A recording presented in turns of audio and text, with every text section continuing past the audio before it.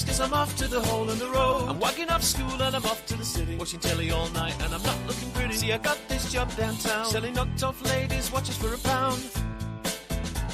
For a really dodgy man that I met in a dodgy cafe. You know, he said to me, the girl who sold these yesterday wasn't selling very carefully. Police came along and took her and all my watches away. So if you see some coppers, you grab my stuff and leg it, boy, right away. I'll be in the cafe. I'm just a boy from Sheffield, making his way through life. I'm just a boy from Sheffield, making his way. I'm just a boy from Sheffield, making his way through life tonight. I'm just a boy from Sheffield, making his way.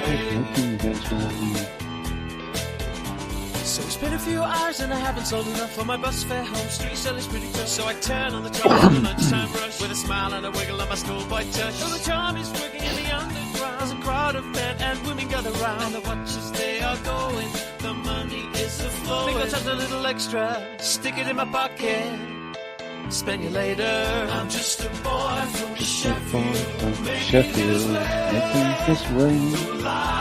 tonight. I'm just a boy from Sheffield, making his way.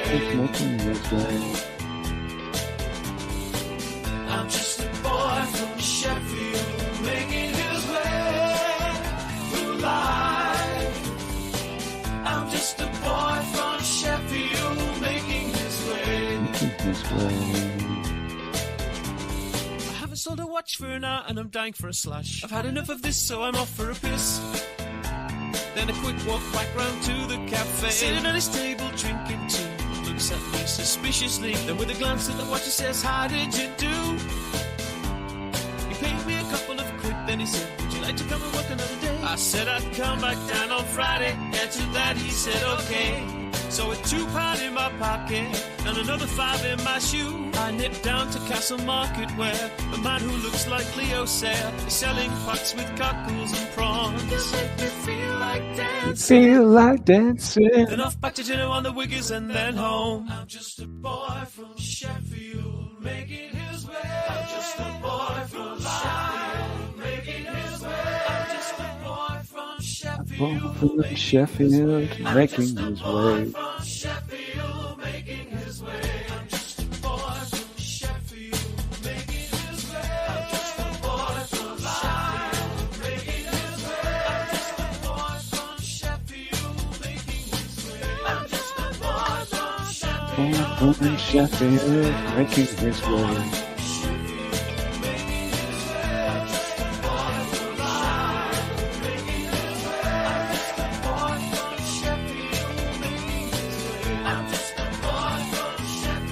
From Sheffield, making his way.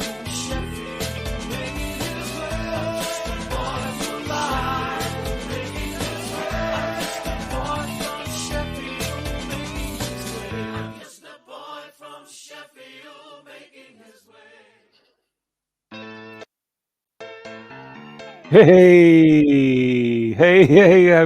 I was going to say I'm getting good at this, but no, I still have a bit more work to do. I nearly got the end of that tune. One of the interesting things about the background tunes here on StreamYard is that they auto-loop, the fuckers. They auto-loop. So you do have to, well, you don't have to. I have to keep an eye on it. I have to keep a goddamn eye on it and see if I can figure out where the end of the tune is. But I am getting a little bit better at it. I've improved a little bit. So, greetings, everyone. We're back here again on Saturday fucking night, man. Just us fucking mad cunts. How you doing, Mascara? Are you well? Good to see you in, bro. Dinny, mate. How are you doing, bro? And we got Creating is in as well, too. How you doing, Creating My Reality? And what else? We got Jerry in. Jerry, how you doing, Jerry? All well and good. All well and good. And Chris, word up, Chris. How you doing, bro? Stewie, hey, you Stewie. Oh, good God. And Blazing Stars, holy cow. And we got Blazing Stars. I think we just missed a comet there coming by the last couple of days, a big green comet. I heard fuck all about it. It was going to be a planet killer, but anyway, it didn't fucking happen anyway. So, welcome, Blazing Stars. And who else have we got? Paula, hey you Paula, boy, girl, have I got news for you tonight? How you doing, girl? And Blazing is Jerry, Kitty, how you Kitty? How you doing? And Rick Hayward, welcome Rick, and how he's all doing? And hope you've had a good week. Hope you've all had a good week. I've had a very, very strange one. It's been very, very odd sort of a week, like lots and lots of rain here, and been dodging showers and just trying to keep it all together and try to get the work done when it's dry, if possible, because I hate the fucking rain, right? I really hate it. So if I can get my job done when it's dry, all the better. And I've got a few dry days, so it's all good. And I was looking at the long range there for next week. It's not looking much fucking better. So, but I think there are one or two kind of half dry day issues on the way. So I think I might be able to sort of like get things done next week too, without getting bloody wet. I hate getting wet, man. I fucking hate it. Like, so Paula, the cat saga continues, right? The the fucking cat saga continues there. Oh my God. I swear to God, I didn't tell anybody, right? Remember about a month ago, right? The cat disappeared for about 3 or 4 days, and I assumed that she was dead, right? And that's what one would think. Like, you got a sick cat, like, and the cat doesn't come back for 3 or 4 days. And you'd imagine that the little fucker was dead, right? This time round, the little bitch, she fucking disappears, right? She disappears for 14, 15, 16, 17 days. The little cunt was gone for, right? She was gone for 17 goddamn days. I went outside yesterday, and there she was, huddled up with the other fella, and she was looking at me like this, looking at me as if to say, "What the fuck are you looking at?" And I said, and I just nearly fell over fucking backwards. I said, "Where the fuck were you? I thought you were goddamn fucking dead." And so I fed her yesterday. I was just, it was nearly dark, and there was fuck all I could do. So fed the bitch and couldn't find her all day today. And next thing you know, I went out this evening, and there she was, sitting by the fucking food balls. So I fed her. So I picked her up now today, dragged her inside. I have her isolated now. I have her fucking isolated down in a fucking safe spot, because you wouldn't believe what I've been going through with this fucking cat, man. You just wouldn't believe it. I just can't go there, man. It's just like, when you got an animal that's in trouble and you don't know what to fucking do with it. You've already been on 2 fucking months of medication with the cunt, and the medications don't seem to be fucking working. And next thing you know, she's fucking disappeared for 17 fucking days, and now she's fucking back after. I had her written off. I said, and there she is again. Oh, where the fuck were you, man? Why did you put me through that? The amount of days I went out to the fucking door here, right?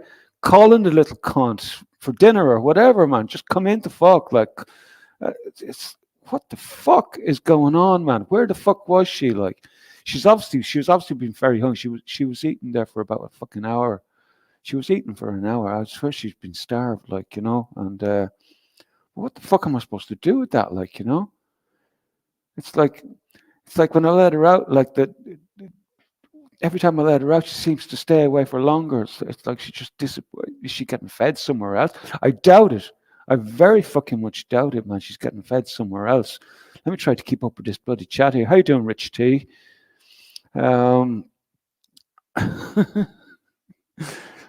is calling Kitty an old cow. Ah, come on, Paula. Less of that. Welcome, Mad Cats. Love it from creating my reality. Wi-Fi man, hello, hello, hello, hello. So, creating just got back from the Welsh Hills. Walk up and get a stone circle. It was awesome. Got hellos coming in from Kitty there, and got letters, loads and loads and loads of people just coming in, just chiming in, saying hello, hello, hello. I'll just keep moving with it. I just want to make sure. Mahatma, Mahatma, my brother, my fucking brother from another mother, man. Um, I don't know what happened last night, man. Mahatma, fucking my heart goes out to you, like to hear you get called a troll. And that was tough, man. That was tough, man. That's been playing on my mind all fucking day. Just because for people who don't know, like I know Mahatma going way fucking back, man. Going way back to almost I think Mahatma, I know you going back to TNS days, if I remember correctly, which is like fucking longer than I care to fucking remember. Mick H, hello, hello, hello. You were looking after your neighbour's cats for months and months. Yeah, yeah. Look, cats are easy to mind. You just feed the fuckers and give them a kick up the hole. They're usually happy enough with that. Like drop of water. There's no minding in cats generally. Like but they're fairly independent little souls. But sorry for last night, Mahatma. I couldn't believe what I was witnessing. Like to see one of my old internet buddies getting branded as a troll. It was just. And I know you were using your other moniker, which you've been using for a very, very long time. What's it? Uric Hunt. You've actually used that moniker for ages, man. That's not something that you just made up. Like you've actually had that moniker for ages, if I'm remembering correctly. Like going way back, so it wasn't just made up out of the blue, But I'm sorry you got called a troll last night because. I don't know. I don't know what was going on.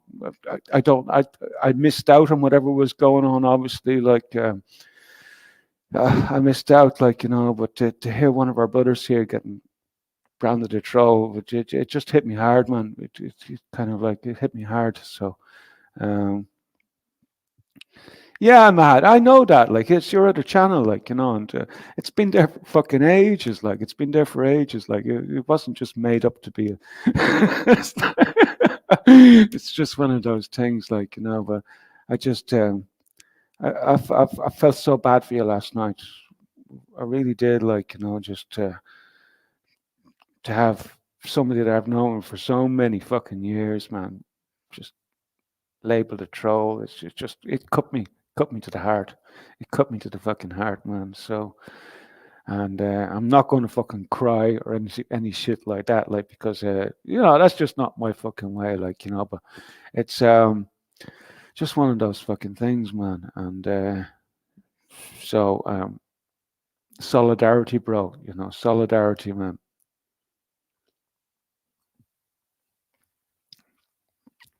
So tonight, without going into too much fucking detail about whatever the fuck is going on in the fucking world of conspiracies and stuff like that, we will have Uni joining us at around 11 p.m., I believe. And this will be the first time Uni has been on this channel since... How you doing, Roberts? Jimmy and his hat. I thought you were saying hello, good evening, Jimmy, and the chat. I was hoping you was going to say hello to the chat, not my fucking hat, because my hat doesn't speak very good English, right? It's like one of those fucking things, man.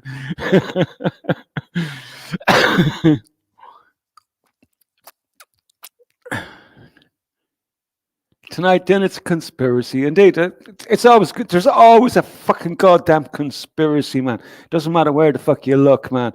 Anywhere these fucking days, it's all goddamn fucking conspiracy. Whether it's energy weapons in Hawaii, or whether it's fucking chemtrails over fucking Dublin, or you fucking name your poison, man. You got a conspiracy for everyone these fucking days. It's pissing me off, man. It's really pissing me off because, look. there was a time when fucking conspiracy theorists was a respected profession. Now every fucking cunt is a goddamn conspiracy theorist, right?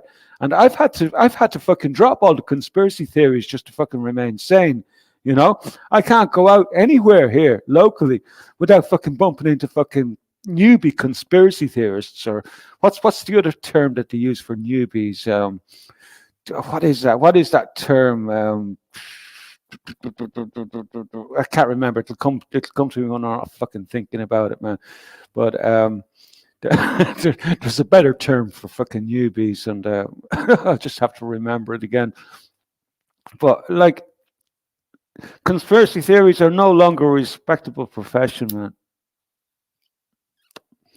So I've had to go back to the fucking mainstream media to remain fucking sane, because I can't be dealing with all these fucking newbies with hit me with shit that's clearly bullshit, like, you know, clearly bullshit, like, but they'll learn in their own fucking time, man. You know, it's not, I get where they're coming from, like, you know, but with so many fucking new people on the scene, like, it's like, oh, come on, man, give me a fucking break. For we've done all this fucking 25 years ago, like, you know, there's it's almost like having to relive the fucking past every goddamn day. What, you only just heard about that? Well, yeah, okay, fine. Just get me the Scotty, beam me up the fuck, get me out of here. show me what's normal. You know, my letter this year to Santa Claus is going to be, bring me something fucking normal, right?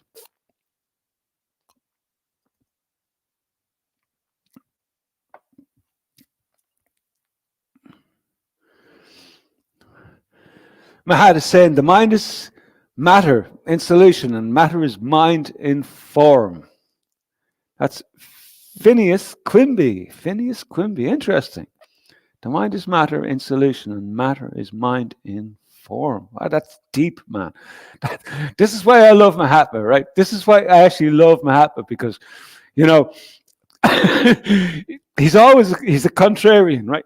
He's absolutely contrarian at heart, like, you know, but he comes out with this brilliant stuff from time to time, like, and I don't know where you get it from, Mahat. Like, you know, I find it hard to believe that anybody's just sitting there Googling this stuff by chance. Like, you know, I have this sense that you got this sponge for a brain, and somehow you got this way of reaching into this sponge and just pulling out the most appropriate thing at the most appropriate time. So whatever you're doing, man, keep it up, because it works for me, man. That's for sure. Blue Sky, hello there. How are you doing, my girl? Hope you're doing well. What's Paula saying? Mind not to mind, no matter. I think it was Kara's quote. Mind not to mind, no matter. Good God. We're certainly getting the tongue twisters out tonight, that's for sure. Chris is saying they deliberately muddied the waters on the truth movement to stop people doing it. Do you know what? The truth movement just pissed me off, Chris. I can't be dealing with the bastards, man. I swear to God. You know, the truthers, the so-called, anybody who claims to be a truther, I just run a mile from them, like, you know, because, look, you know, they're always, what pisses me off is that they're always worried about the days and the dams. Oh, they're coming for you. They're coming to get you. Who's coming to get me? Them! Them? Who's them? They're them. They're coming to get you. Okay, right. Okay, they're coming to get me. All right. Okay. What should I do? Bug out. Get a bug out bag. Do something. Store food.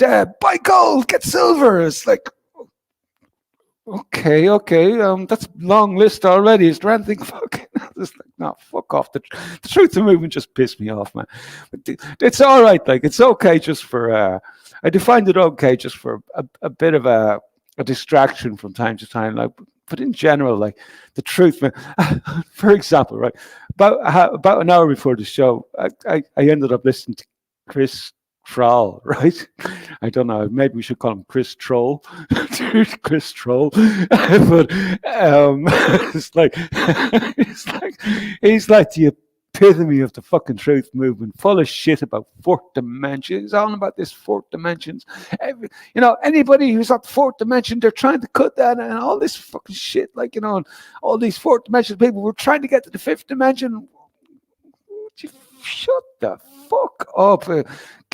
I wish there was some way to electronically fucking slap these cunts at the back of the head like with something, man. Maybe we need to. Maybe when we get this VR, maybe when we get VR intact, and we can have all the podcasters, right, can be sort of hooked up to devices where, if people don't agree with them, you can give them an electric shock or something, get a fucking grip, you bollocks, right? Yeah, but I think the show I was watching earlier, he was going on about that Russell Brand story, which was seems to be fucking going to some Channel 4 fucking expose on Russell Brand. Who gives a fuck about Russell Brand? He's a bollocks, man. I swear to God, man. If people are listening to fucking gobshites like that, well, I swear to God, there's no hope for them, right? That's your truther movement, your Russell Brands, right? Your fucking Alex Joneses, your Jordan fucking Petersons, right? All a bunch of fucking gobshites, man, right? Gobshites. It's I can't listen to them. Right? I really can't. It's fucking hell, man. It's there's got to be something fucking better to be doing in this fucking world than listen to a load of fucking arseholes, man. And the propagandists, right? Chris Trowell, for example, right? What is he? He's an ex-squaddy, Isn't it interesting, right?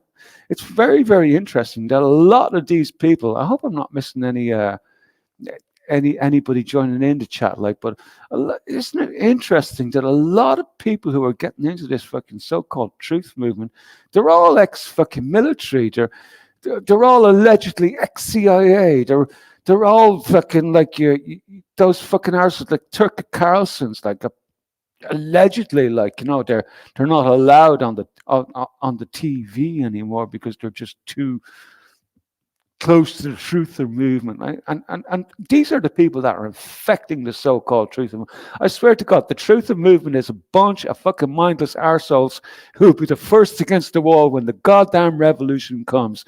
And that's my fucking stance. And I don't give a fuck about anybody else. It's I'll be the one holding the fucking gun. I don't mind doing the goddamn shooting. Leave it to me. I'll sort it out, but they all have to fucking go. As far as I'm concerned, they all have to go because they're all spouting bullshit. It's just fear fucking porn, right? Fear fucking porn. That's all it is. Fear fucking porn and bullshit. Fear porn and bullshit. And that's our internet now today. As far as I'm concerned, the internet is absolutely corrupted. It's nearly not worth fucking listening to, And apart from maybe the odd little soul here and there, there's the odd little pocket of somebody who might be worth listening to, so. Then he's saying, tell the truth to shut the fuck up. Yeah, nobody gives a fuck about the truth, Denny. That's for sure, man. It does keep the masses entertained, for sure, Jerry. 100%, So Blue Skies, I wonder why they're throwing Russell Brand under the bus. Must have pissed off the upper. They're throwing Russell under the Brand because they're throwing him under the fucking bus because it suits it. Because I think they've learned from Trump, right? Trump is playing this fucking victim card so fucking well, so they can do this with anybody. So what they do is they'll fucking make up a whole documentary, make it look like they're attacking the bastards and legitimize them, right? Now, I don't know if it's true, what those claims that are coming out about Russell Brand. I really don't. It could be true. It could be true. And it would not fucking surprise me that he was molesting fucking young girls. There's something wrong. I don't like the look of him. Never fucking like the look of him. He looks like a fucking new ager to me. And I have an aversion to new agers. There was an interesting interview with Russell Brand with the who's the guy that brought out the story about the Nord Stream pipelines. Right? I can't remember his fucking name. Very, very straight guy, right? But I don't trust him either, you know. Don't trust. But Brand was fucking interviewing him, like, and Brand came out with his fucking beanie and stuff like that, and all this fucking liberal, Libby fucking talking, and and the guy who brought out the truth about the fucking Nord Stream pipe, and I'm not saying he brought out the truth about the Nord Stream pipelines, because nobody knows who blew up the fucking Nord Stream pipelines. It could have been fucking the people who built the Nord Stream pipelines, for all we goddamn know. Like, you know, at the end of the day, it could have been Ukraine. Nobody fucking knows, but he blamed America, but nobody fucking knows. But the way the way he treated Russell Brand, that there was like a little boy, right? He treated him like a little child, who a little liberal fucking child, right? And I swear, if he was in the same room as him, he probably would give him a smack on the arse and told him to get a fucking grip, because that's what Russell Brand is. Like, he's a fucking bullshit artist, right? And I don't know why he's made it so fucking far into the so-called goddamn truth community. What the fuck? You know? What the fuck are you doing there, man? It's like, who listens to these people, man? Does anybody with a brain listen to these fucking people? I mean, who goes to people like Russell Brand to get real information, right? Nobody that I would fucking think of. Nobody that I can fucking think of. I can imagine him appealing to a lot of younger people, all right, you know, with the long hair and the long greasy hair and the hip talk and the all this fucking shit, man. You know, who listens to that bullshit, man? I don't, man. I can't listen to people like that. Fucking can't do it, man. Yeah, Mahad, Brand is a multimillionaire. And his father-in-law is a media tycoon. And it's the same with Whitney Webb, Mahad, you know? Black Dahlia, how you doing? Welcome.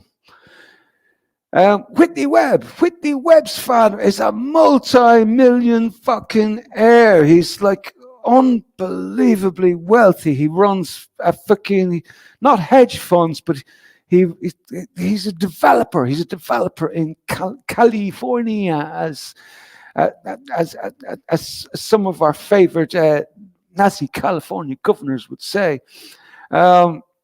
Multi-millionaire. Whitney Webb is like from a really, really rich Colombian fucking family, and she's been paraded around as if she's the alt media, right? The alt Tucker fucking Carlson. Who is he? He's from a fucking CIA fucking family. His father was very, very high up with the CIA. That's where his roots are. In fact, Tucker didn't quite make it for the CIA, but he was quite fucking qualified to go into goddamn media. So this is your all fucking media. A bunch of fucking, they're not even sellouts. They're doing their job, right? They're doing their fucking job, like, but nobody in their fucking right mind should be listening to them. That's just my take on it. Dinny is saying Brand is okay. He makes a few points. You can take the cunt. The heel of a hunt. What? You reckon, Denny? You reckon he's okay, do you? Brand is okay. He makes a few points. You can take a cunt at the heel of the hunt. What's Paula saying here? Oh no, I missed that.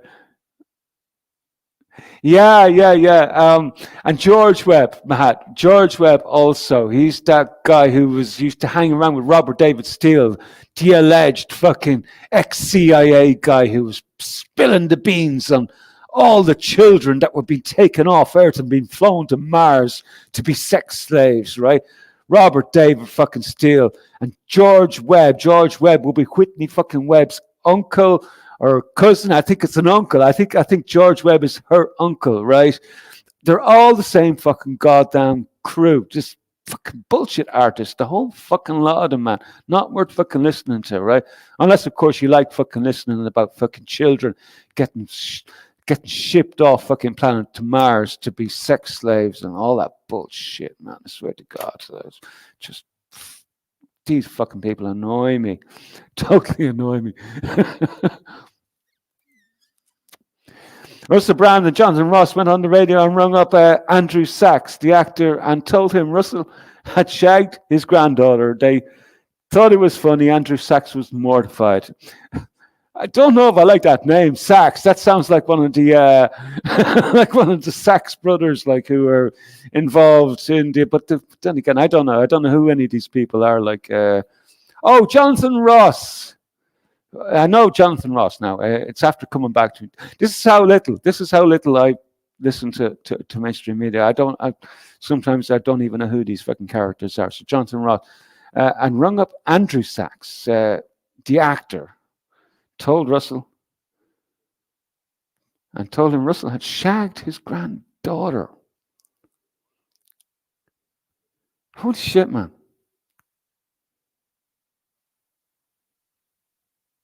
Holy fuck. If that happened, man, that's way too fucking weird, man. That's way too weird. Holy shit, man. But anyway, that will say, like, if that happened now, I don't know that this happened, like, Black Dahlia, but like I have no reason on this. There's no reason on this planet that I would doubt what you're telling me there. Like I believe you. I believe you. Like, and that will tell you a lot, like, about the mentality of these type of fucking people, man. They're sick individuals, absolutely sick. And I would classify Russell Brand well up there on the sick level. I put him up as number 10, fairly high on the scale. And I don't even know the chap, but I just, you get a sense, right? You get a sense what people are like, and especially if they're being put forward on the media, especially if they're being pushed forward, like, and just, here's the truth. The new truth movement, they piss me off, right? And I don't trust any of them, like, and I'm just gone like that.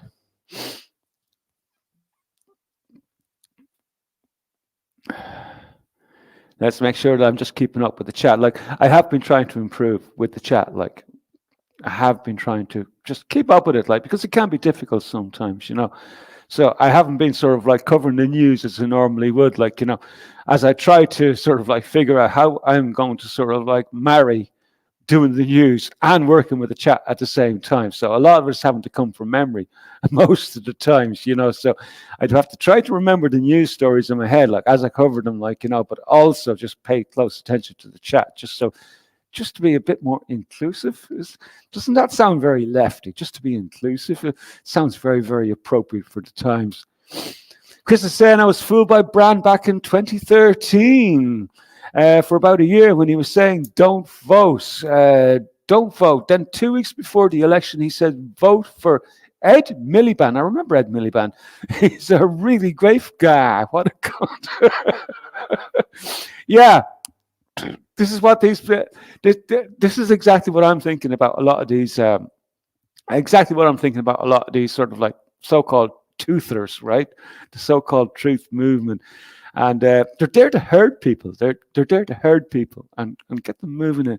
Just move the herd in this direction, right? Let's move them out. Who are we promoting this week? Farage. Okay, well, let's herd them over to Farage, or let's herd them to fucking Tony Blair. Like, they're good at herding people around, and it's wonderful to have useful idiots like fucking Brand to be able to do the job for them, like, because of course everybody's delusioned with the system. It's been designed that way. The system has been designed in such and such a way. They're getting very, very good at this. They're getting very, very good at this, to be able to sort of like work the system in such a way that people just get totally disillusioned by it, and and then they're so easy to manipulate, because then you can parade a couple of fucking idiots like Brand and fucking Carlson and Robert David Steele, your Whitney Webbs, and the whole fucking lot, man. And they're really good at herding people, like, because they can spout a good story. They can sort of like present a load of compelling research, which actually leads fucking nowhere. Like, it's only just sort of like accentuates the accentuates the narrative in such a way that, like, you're left saying, oh shit, it's worse than I fucking thought. Like, and to be honest, like, if people were to switch off from all that bullshit, like, your life would be so much fucking better,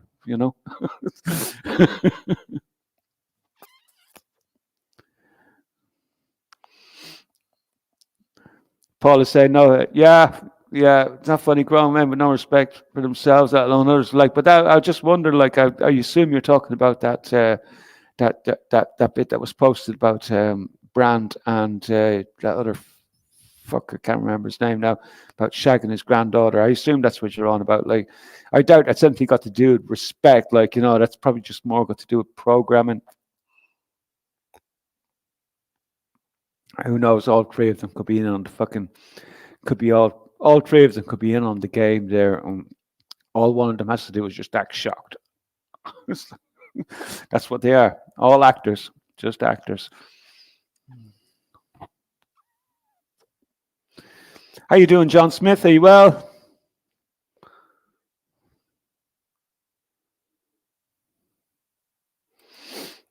Paul saying tonight, Jimmy is Wolfie from Citizen Smith. Last week it was Star Wars. Any guesses for next week? I don't know.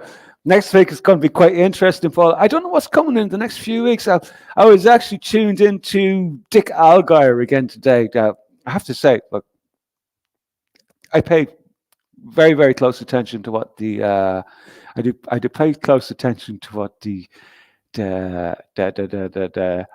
remote viewers are doing, right? For anybody who doesn't know what remote viewing is, it's like people who have been trained in a particular field, like they have this ability to actually sort of extrapolate bits and pieces of fragments from the future just by focusing in.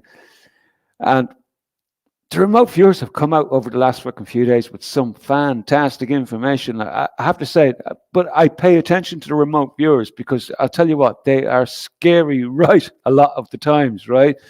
So they're worried about an event, right? Let me see if I can paint a backdrop. And so they were doing a run on a target over the last couple of days.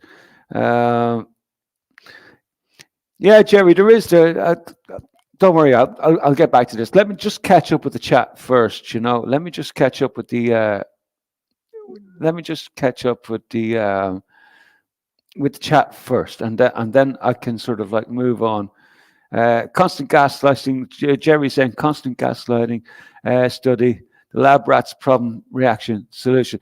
Yeah, we are in a way. They treat us a little bit like lab rats, like in a lot of ways, like but thankfully nobody, I think everybody here fucking knows the fucking score, like so we're less susceptible. Yeah, thanks John. I'll be getting back to the remote viewers in just a second, too, because it's kind of interesting, because I think it is something that we're going to have to pay attention to because of my experience with remote viewing over the years, right? Because the remote viewers are very, very scary, right? I mean, if I'm to think about the Dick Allgaier crew from crypto viewing, or if I'm, I think they're the main crew that I follow. Like, there's a few others, like, but I don't pass too much heat on the other ones. The only ones I really do follow are Dick Allgaier and that lot. And so they were doing a run. They were doing a run on some target just in the last week, right?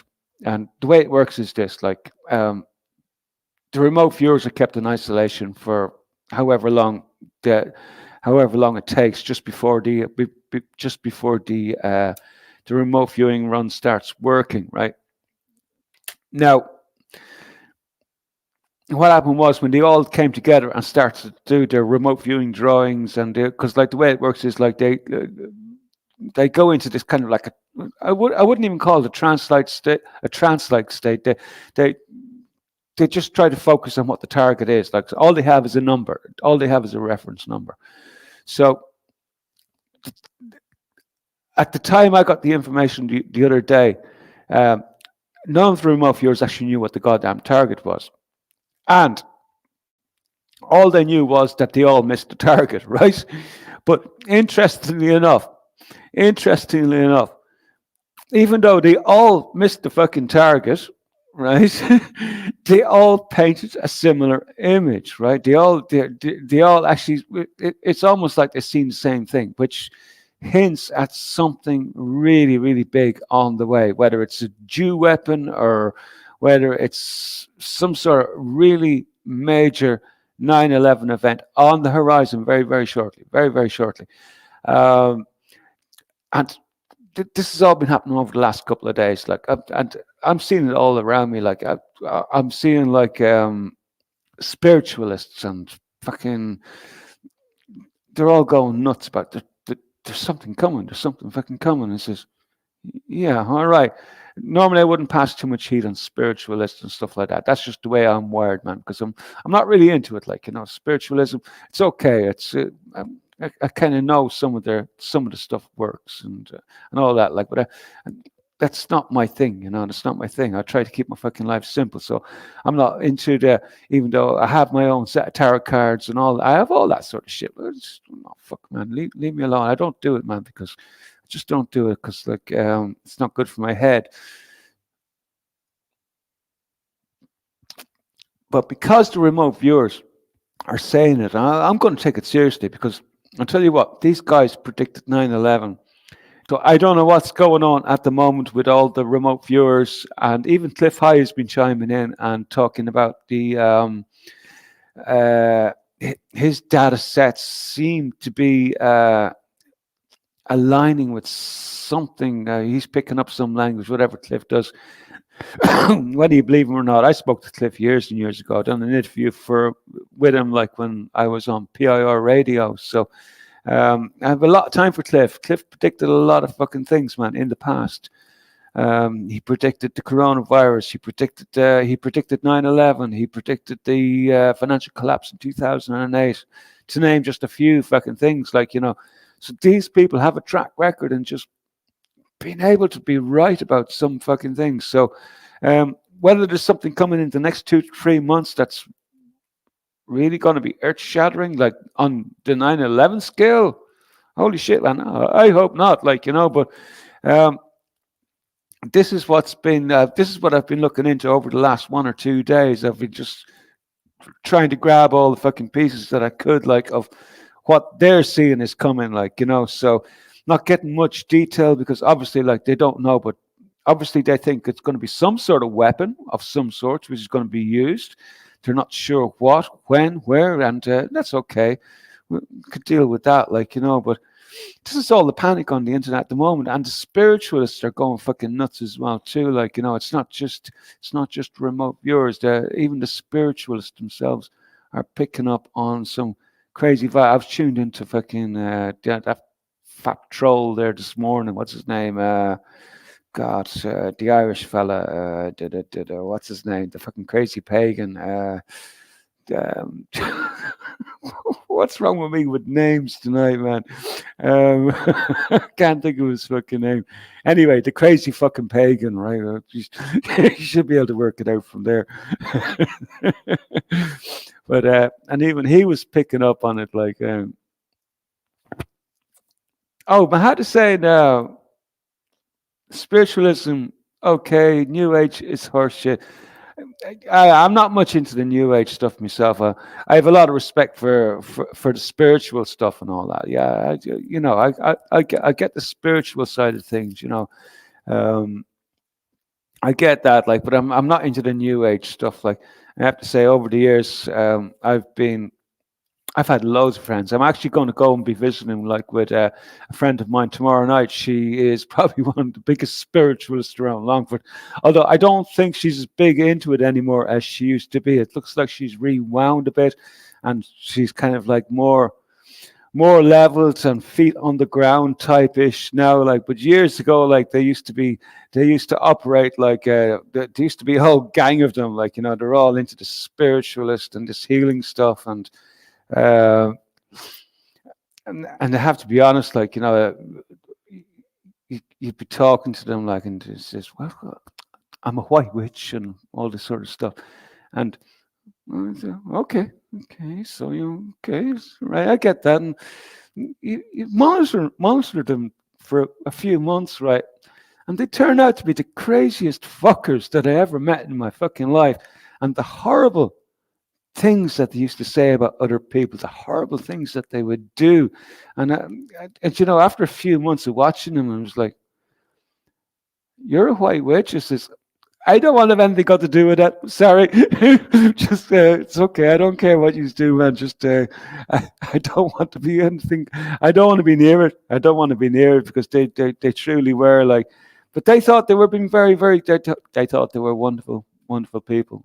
Just the best, the creme de la crop, right? You know, that, these types, like, but to be honest, like, when you just observe what they were doing, not only to each other, like, but to other people, and the way they talk about them and what they'd say, and you're just thinking, my God, you're a white witch, and what does a white witch mean to you? And just, oh, we're love and light and all this sort of stuff, and well, you know, all that fucking bullshit. I swear to God, they were the most evil cunts I'd ever met in my life, man. So I'm not much into new age stuff myself, Mahat. Like, you know, just I'm with you, bro. I'm with you, bro. I'm just I stay well away from it if I can, like, and but I have friends. I have friends who are deep into that shit, like.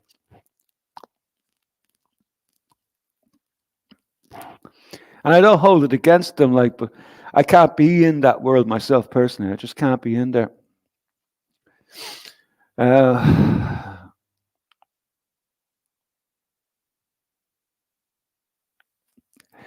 yeah, Jerry. It's also said to me that in that state you pick up on what other people see. I was talking about this last week, actually, Jerry. Yeah, absolutely. That's what I think is also. I think part of it is picking up on what other people are seeing as well too. Excuse me, I'm going to blow my hooter here. Yeah, there has to be an element of that, like, but there's been a bit of to and fro between the crypto viewing team earlier on today, and Cliff High was coming out on a video yesterday with Dick Algar trying to explain how he perceives how it works for remote viewers and what they're picking up, like some whirlwind down the fucking road, picking up bits and pieces.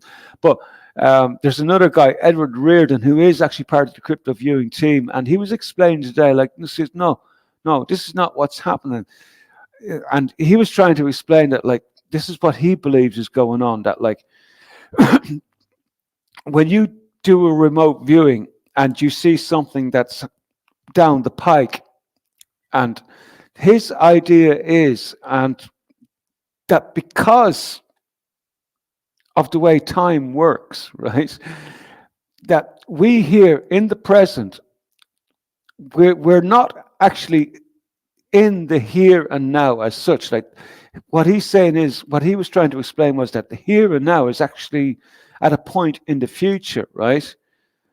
And that, like, because of the way our perceptions work, that we are way behind real time, and that what the remote viewers are probably picking up on is an event which has already fucking happened. And you know what? That makes a lot of fucking sense in this stupid head of mine.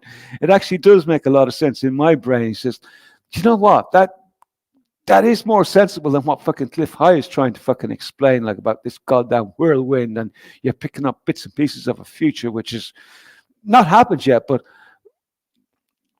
what Edward is saying is, like, the future has already happened. That's why we're able to pick it up. Like, that makes a lot of sense to me. And you know, so the chances are that, like,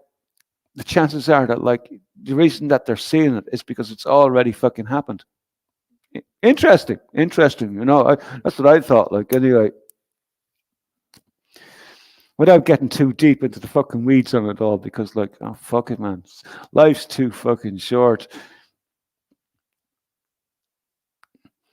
Rich T is saying September 23rd seems to be a favorite date for the elites. Do you know what? There's a lot of stuff going around at the moment about September 23rd. I am seeing it everywhere I go. And I assumed September 23rd will be a date that just comes and goes like every other date, which it's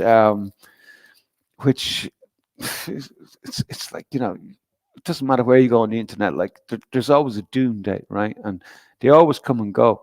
And when the real doom happens, it's always unexpected. So you're buffering there, Mahat. Sorry about that. If anybody else is having issues, just chime in.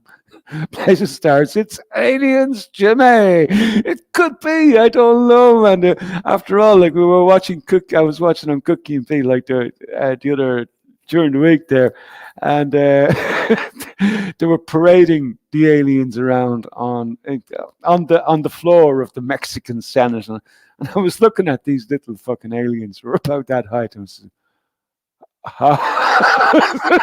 it's like, what the fuck? You'd imagine that they bring something fucking respectable on, like, not 2 inch fucking high, big scary 2 inch high. It's like, oh, come on. I don't know if there's any such thing as that. I don't know, and I don't care, man. He says, as far as I'm concerned, there's no fucking aliens until they fucking land and announce themselves. That's it. They don't exist, right, in my world anyway. And Jerry's saying, it's a cycle, Jimmy. They just know what happened in the past to predict the future.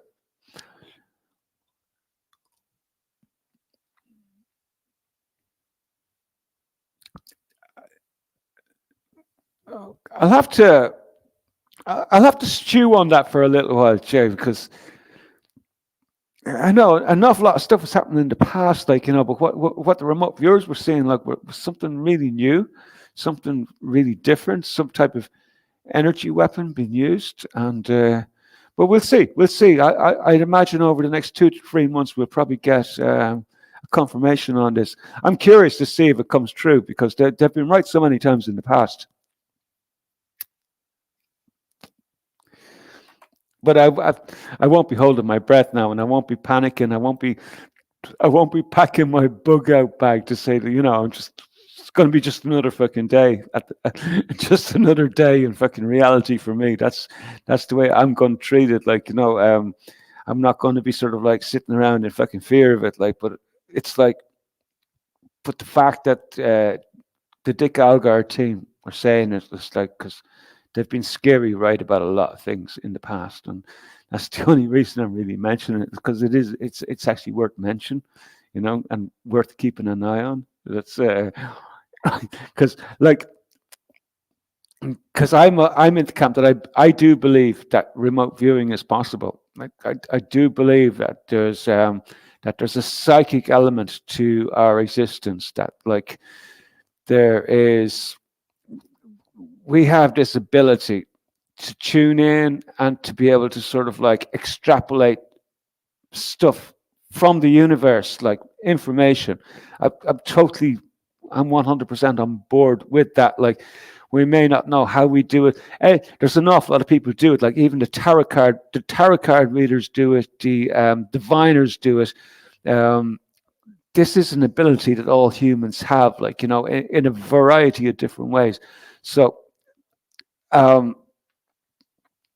there are aspects of spiritualism which I kind of take seriously, but at the same time, I do have to be wary of it as well too, because I don't want to get sucked into it like too much. Like I don't want to get sucked into it too much because at the end of the day, we have to deal with real life for the most part. Like, and while the new age stuff is very, very fascinating, like you can't live in that fucking world. I don't think we're mature enough yet. Like maybe that's in our future. I don't know. And that's those are skills which are still emerging in our species. Like maybe down the road that like we may have the ability to telepathically communicate with each other and just. But I don't think we're all there yet. But that may well be in our future. Who knows? And holy shit, Chris, what does that mean? Is that Slavo-Ukraini? Is it? Is that Slavo-Ukraini? Isn't it interesting? Did you hear about what's his name? Kadyrov. Kadyrov, the leader of Chechnya, he's in a fucking coma right now. A goddamn fucking what the fuck is going on with uh, Putin's central command, man? It's like it's disintegrating. Like we had Prigozhin a few weeks ago. Now Kadyrov is in a coma, unknown illness. Was he poisoned? What the fuck is going on there? Very, very interesting. Very, very interesting.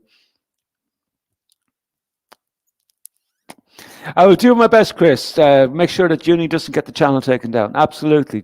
Too right, man. I'll tell you what. I'll go over to Washington and I'll shoot the bastard if he gets us taken down. That's for sure.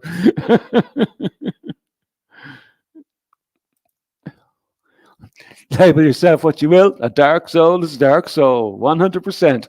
Oh my God. Now, I'm going to have to be.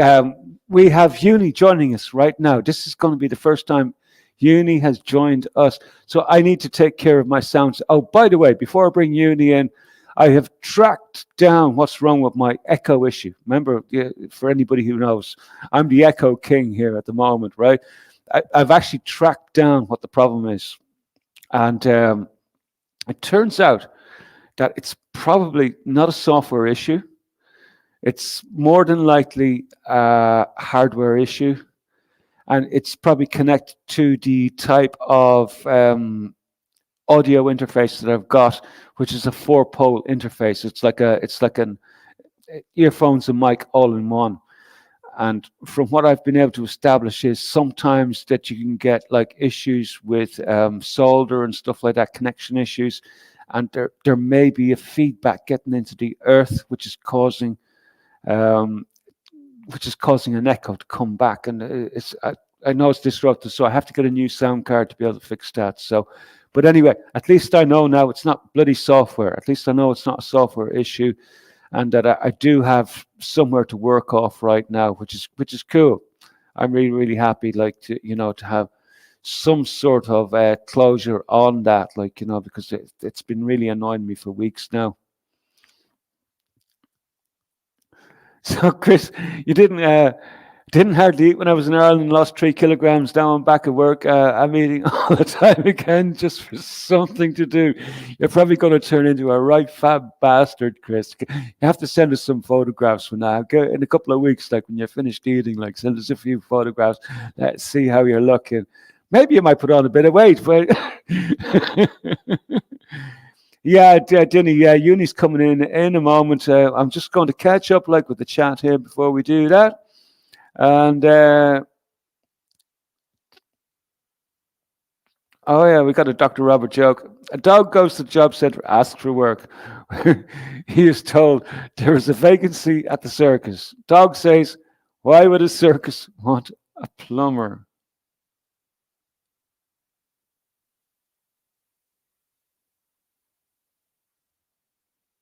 Okay.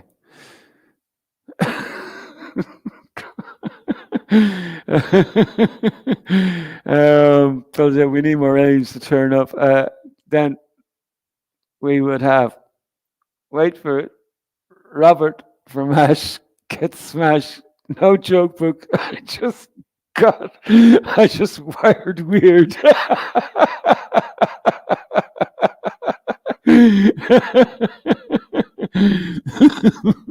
No, that's funny. Yeah, but then again, I'm not very good at plumber jokes myself. I just don't do plumber jokes. It's probably just a deficiency in my education. Holy shit! How far ahead are you fuckers, man? Holy shit! Um, John is saying the New Age movement was greatly influenced by the New World Conservative Banking Group, which was exposed by George Hunt. Yeah, that wouldn't surprise me. That really wouldn't surprise me at all, John, because I've always seen the New Age movement as a little bit too communistic for my liking, But at the end of the day, look, it's like we live in a strange world, and we have to deal with it as such, as a strange world. So I'm going to adjust my audio settings here now so that I don't get an echo when I bring Uni in, or that you don't get an echo when I bring Uni in. I just have to keep a very, very close eye on it. So And on that note, welcome, Taylor. Hey, how's it going? All good, bro. All good. My audio. Just say a few words there, and I'll just monitor the audio at my end just to make sure that it's fairly not picking up your voice too much. All right. Well, hope everyone in the chat's doing good. I see Robert. I see Paula. See Chris, of course. Blazing Stars. See, I assume Denny's probably in there. Oh, this is a rake, man. I've said hello to everybody. I think we're doing okay. I think I've got my audio turned down just enough now, just to counteract what's happening with my audio problems. So, welcome back, man. This is the first time you've been on since Jason passed, I think, isn't it? I believe so. Yeah, if I remember correctly. Yeah, yeah.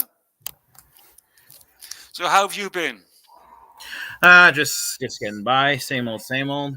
And hello everyone in the chat, and thank you for saying hi to me, Mascara, Kitty, and Miss Blue Sky. Yeah, and Chris, and Denny. But yeah, so I've been doing all right. Just just getting by. Once in a while, I'll check up what's going on. Most of the time, I really don't give a damn because, like, what am I going to be doing about it? I'm sitting here in my room, so yeah. You're still sitting in your room, Uni. Of course I am. It wouldn't be if you don't see me sitting in my room, then it's probably not the. It's probably I'm probably hacked, and it's probably not me. Okay. Now, come here. I wanted to ask you, how's your grandmother? Oh, she's doing just fine. She goes to the what's it called place for it's a place to help her with her hand because she has hand problems. What, arthritis or something like that? Or Something like that. I don't know the exact name for it. come on, Uni. I thought you were a researcher. I'm I research what I'm interested in. That's all there is to it. Okay, okay. So your granny's hand problems are not really a high priority, no? Well, yeah. At the end of the day, it's just like she doesn't even talk to me about it. It's just like a thing that she tries to deal with herself. So why should I butt in? No, that's fair enough. How old is your grandma now? 80, I believe. 80. Wow, wow. She's in good health though. She's kicking and screaming like a youngster, but Good, not good. but not stupid like a youngster. She's the same age as my mum then, because my mum turned 80 just 2 months ago. Ah, yep. I'm ripe old age, but not too old to say that you're in the same class as someone like say Jimmy Carter. Well, there you go. The last, of, the last of the boomers, nearly. Or no, not last of the boomers. Who was before the boomers? I remember getting into a conversation about who was who, like who was Gen X and who was boomers last night. So who was before the boomers? Yeah, Jimmy Carter was he was in the 20s, I believe. Yeah. He was born in the 20s, and he was in world. He's actually the last living president now that was in World War II. So there you go. Interesting. And Biden wasn't there, no? No, not that. Don't think so. He's in the same age group as someone like Clinton and Right, right, right, right. Poor old Biden doesn't seem to be holding up too well these days. Although there's a lot of people like I've been expanding my research, and it seems he's got a lot of support by the looks of it. Like compared to Trump, Biden seems to have just as much support as that crazy cunt Trump. Well, that's what the mainstream media makes it look like at the very least. But if you ask any random person, they're pretty much gonna say the same thing that he's just an old man that probably shouldn't be there. But I don't blame them for saying that. I mean, unless you're talking to my parents, of course, but that's another story. That's that Rich T starts to sound like one of those Q crazy people. Time the swamp was drained, and this is what bothers me about Mr. Trump, right? He came on with this grand idea of drain the swamp, and what did he do? The swamp got deeper, right? What the fuck happened to his plan, right? Well, that's the thing about that is the whole Trump thing is one of those things I've been very that does interest me, and I've been researching it in Q for a little while now. And things may not all be all as they seem, if you know what I'm saying. They may not be as all as they seem when it comes to the whole swamp thing. Right, Um, right. I actually like the swamp. I think the swamp is cool. I It's know kind of Shrek likes the murky. swamp. Sh- Shrek likes the Who? swamp. Shrek. Shrek. He loves that Yeah, swamp. I mean the swamp is good, man. At least it's our own swamp. I have a swamp in my back basement, in Yeah. my brain at I least. wonder. I wonder, how do you think the swamp in Russia compares to the swamp in DC? Right? I don't think it's anything like the one in DC. Um, No.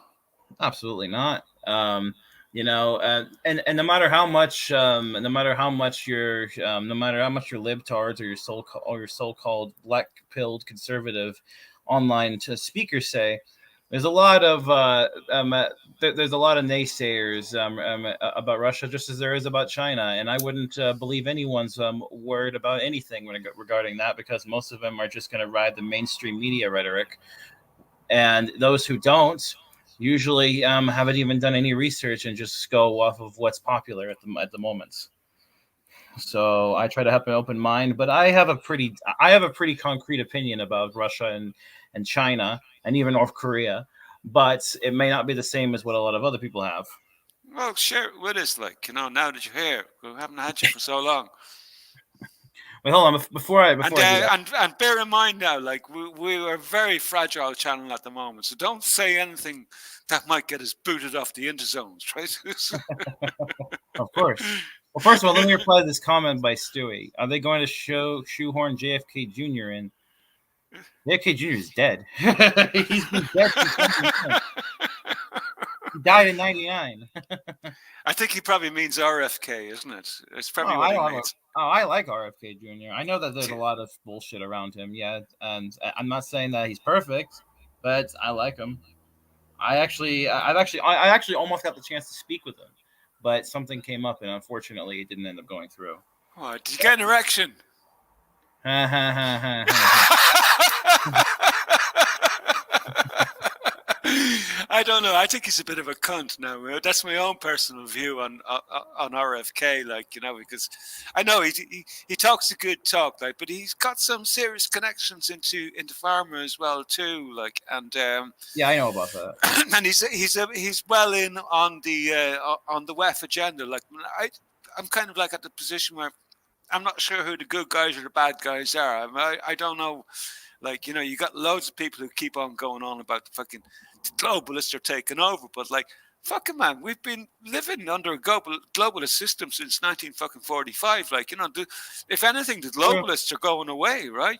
So Actually, that's exactly what I was going to talk about. Actually, and that's the fact that I feel like that's the whatever you want to call them, the globalists, the Freemasons, the New World Order. I think that it's dying, and this may sound fucking crazy, but I feel like, but going off of my research, I'm believing that this has to do with the quote unquote white hats under Donald Trump.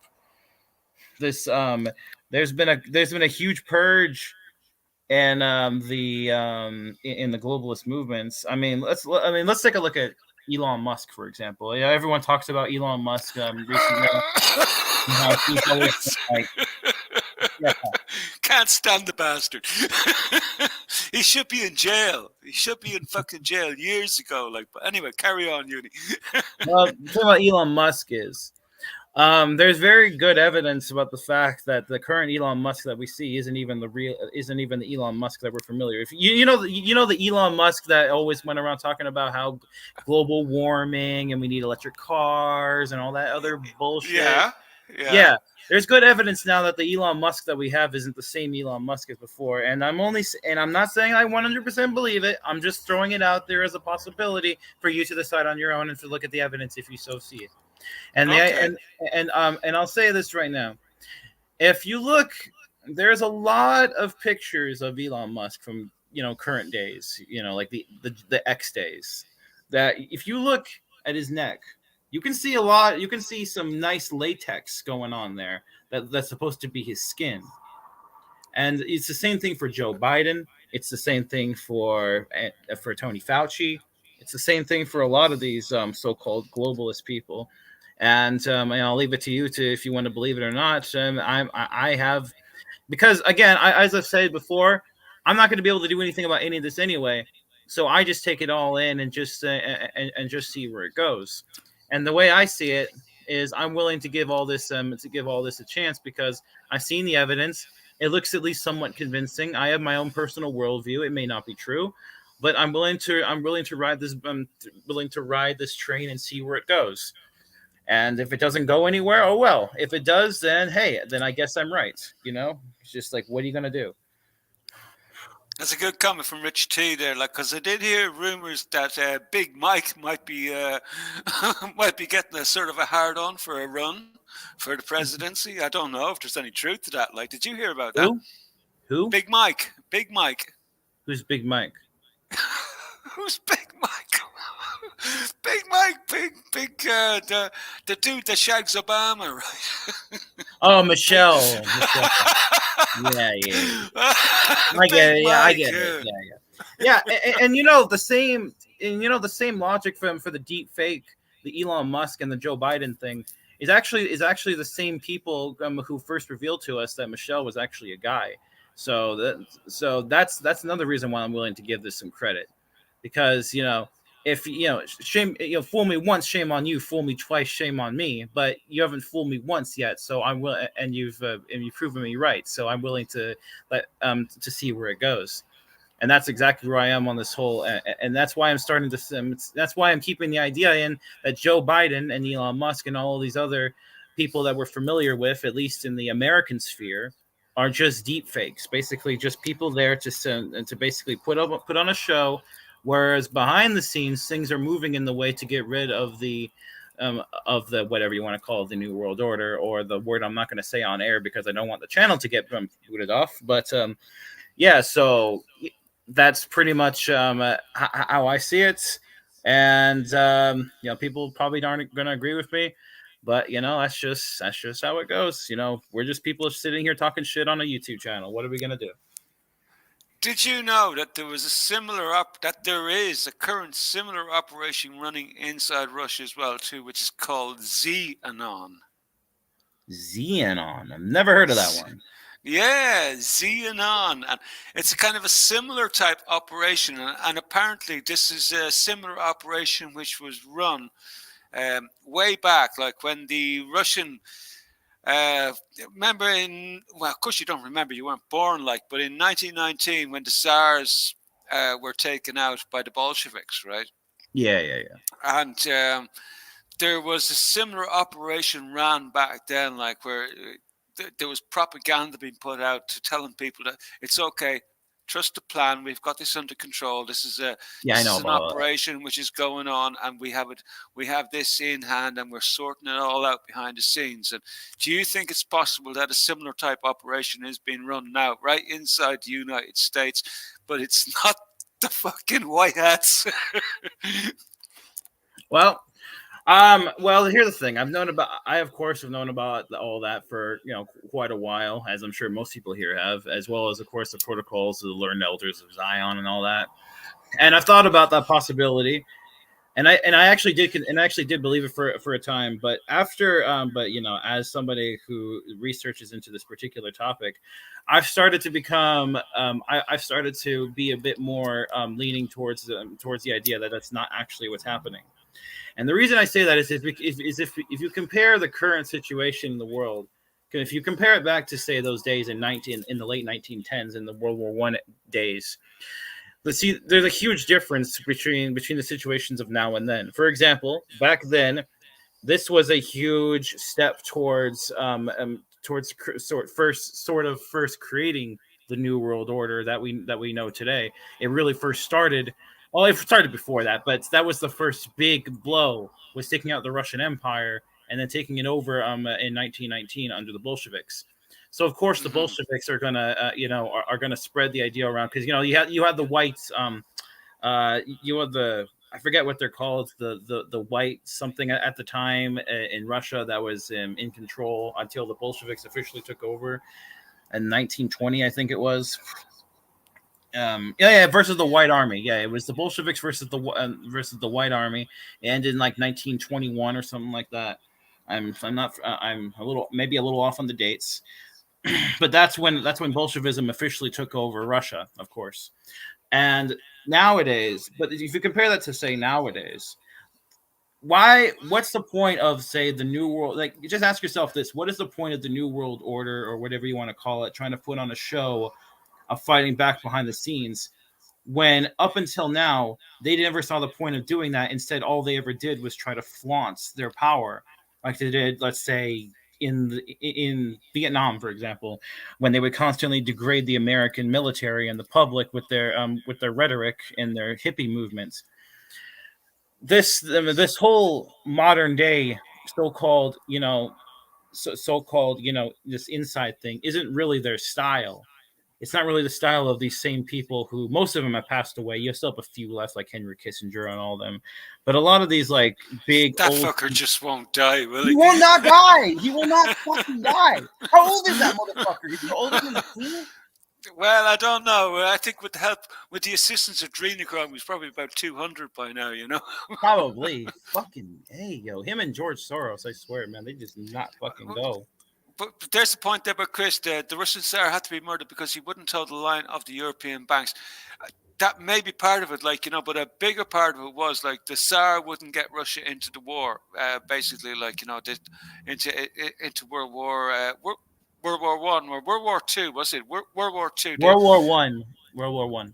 It was World War One, and the Tsar didn't want to take Russia into the war. So, well, that's had to be one taken reason, down. but the main reason as to why they wanted the Tsar gone so bad, and this actually goes back to, here's a little history lesson. This goes back to the early 19th century, actually, just after the Napoleonic Wars, where the Rothschilds had actually gotten together most of the major nations of the world, America, Britain, and France. Well, mainly the European nations, because America was still new at the time. But yeah, the European nations of the world got them together and was trying to establish the very first League of Nations. I forget what the exact name for it that they were thinking of was called. But what happened was the Tsar of Russia basically spoke out against it and was basically fucking exposed what the Rothschilds and their people were doing and what they were trying to do after, especially with the money they got from the Napoleonic Wars.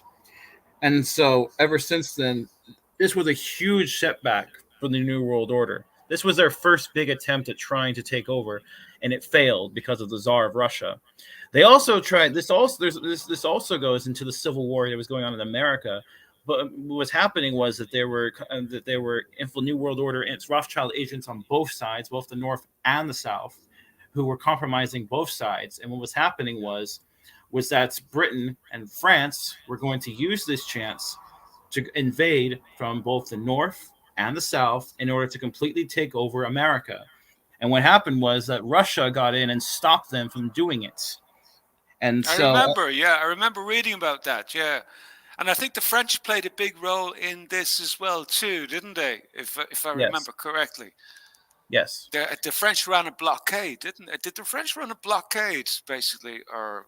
They were going through Canada. It was either Canada or Mexico. They were going through one of them. It was Britain on one side and France on the other, and they were basically trying to completely blockade and eventually invade the states after they weakened themselves through the Civil War.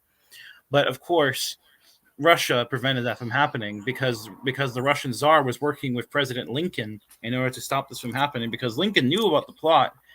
And that's one of the reasons they got rid of him. Also because the whole greenbacks and all that.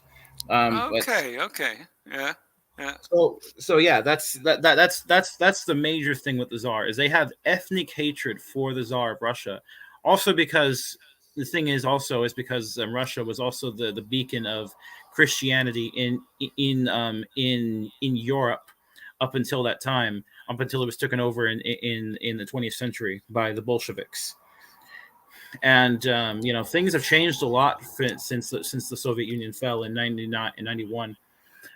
Nothing changed though in Russia though, because you still got the same cunts in charge. Like the same Bolsheviks are still running the fucking place, like they always have done.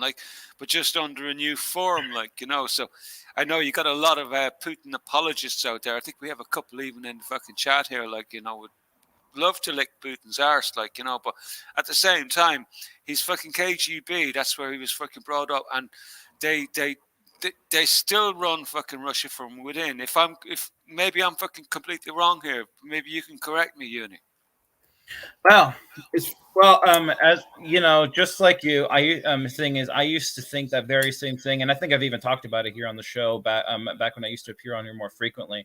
I talked about how Putin and Trump were just deep state agents and all that. You know, the typical Alex Jones type of talk, basically. Oh, he's a shill, he's a deep stater, that kind of thing. But you know, I've recently started to change my mind on things, and no, it's not just because of Ukraine. It's also because I've been reading articles and even some books going over Putin and his history, as well as Russia, what it was after the fall of the Soviet Union, and even up to the days fall to its fall. Obviously, you know about Gorbachev and how he was a freaking a liberal commie. Basically, he was KGB to the backbone. KGB yeah. to the backbone. Yeah, absolutely. Gorbachev was basically Gorbachev was put in there in order to weaken the Soviet Union so much to the point of where it would collapse, which it did. And of course, what happened was America tried taking over Russia during the 90s. You know, the Weimar Republic in Germany in the 20s, it was almost that bad in Russia in the 90s. And then when and then when Putin took over, he pretty much turned it all around, and that's when America started to verbally attack Russia. Because here's the thing with America and what do you want to call the New World Order, whatever, what they do not like is when they go to all the trouble of trying to destabilize and weaken a country, and then some Tim Pot dictator comes in and tries to and turns it all around. They don't like that. And they do everything they can to either smear them or get rid of them. It's the same thing in the Middle East. You know, they did the same thing with Gaddafi, with Assad in Syria, etc., etc.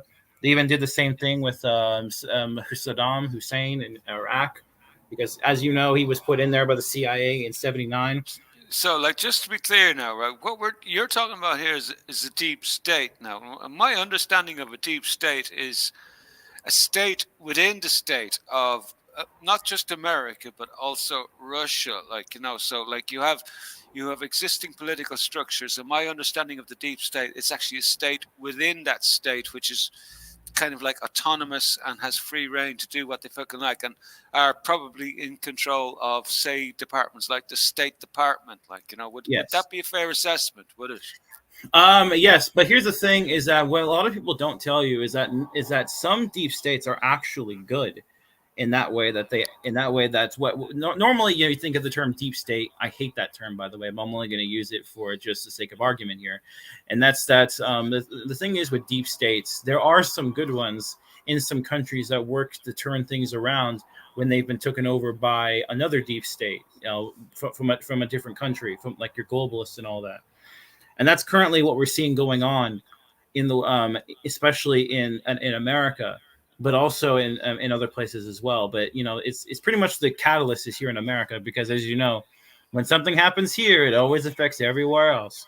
And so, you know, that's where the big catalyst is, and that's why I know that you don't. I know you're not going to agree with this, but I'm looking forward to the 2024 election to see where this all goes, and to see if we can finally put a true end to the globalist agenda. Because I linked you an article the last time we talked, saying how Trump and Putin and Xi Jinping have now officially killed the UN. The UN is dead. It's now dead. There's nothing more to it. And at the end of the day, if you ask me, I think globalism is dead. I think the New World Order is dead, and that we're just seeing it trying to lift itself off the ground with its last vestiges, but it's not working. You know, what do you make of that comment from John Smith, by the way?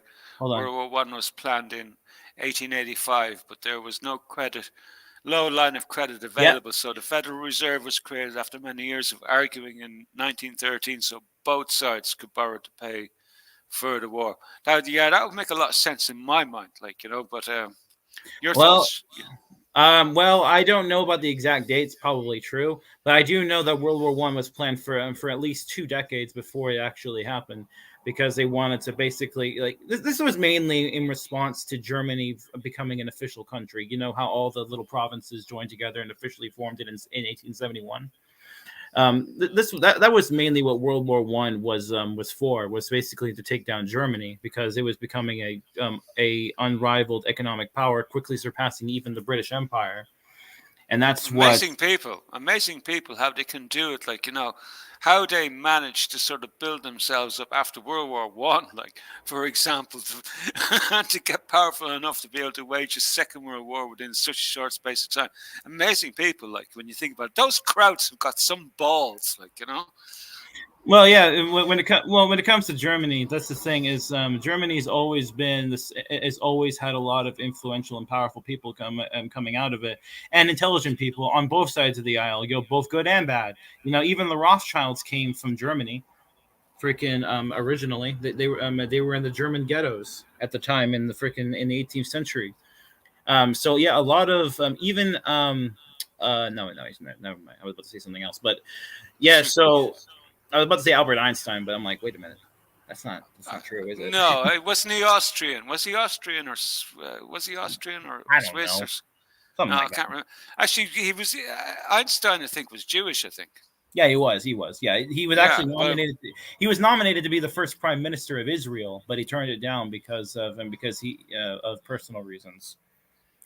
I never heard that. No, that's interesting. Yes, it's crazy. He was their man. He was their man. But let's not get the channel taken down here, okay, No, Jimmy? no. Look, because we haven't spoken about anything which we can't speak about, really. Like, as long as we're not hating on a religious segment of the community, we should be fine. We should be fine. Like, so we're only you never know. You well, never know. Of course, you never know, like, but don't worry. If I thought you were going to, if I thought you were going to a place where I wouldn't go myself, I would haul you in, like, But it's all good, man. It's all good. So far, so good. Well, thank you. I'm trying to keep things reeled in so we don't get fucking kicked off. Dinny, he didn't hit the Jews. He never said anything about the Jews. So, like, less of the hating now, okay? Less of the hating. But, like, we can talk about Germany. But it looks like, to me, at the moment now, Germany is going to take a huge, huge hit, right? It looks to me like the deindustrialization of Germany is in progress at the moment. And I'm just wondering what's going to happen out of this deindustrialization. Because, and in part, like from part of the research that I've been doing into it, a lot of it has got to do with demographics, right? And about the amount of people who are about to enter into retirement, and there's not enough young people who are qualified enough to run the whole fucking shebang. So you have companies like, say, BASF now, who are leaving en masse now. I think BASF have moved to America. Did they move to Virginia or somewhere, like, I can't remember where they moved to, like, probably somewhere on the East Coast. Probably that's where all the big companies go, is the East Coast. They've moved somewhere in America now in a bid to try and solve energy's crisis, like, and for them to be able to solve the energy crisis that they're now facing, they're going to have to mount a war effort. This is how I've heard it described from some very eloquent speakers on the topic of demographics and the current state of the deglobalization of the world, which is what we appear to be going through now. Because, like, I know, like, if you're listening to an awful lot of the stupid channels that are going on about the globalist this, no, we're deglobalizing. There's a deglobalization going on now at the moment, and it's pretty clear to me now this is exactly what's happening. And, like, and anybody who's worried about fucking globalization is clearly fucking smoking too many fucking dodgy cigarettes or something. Your thoughts?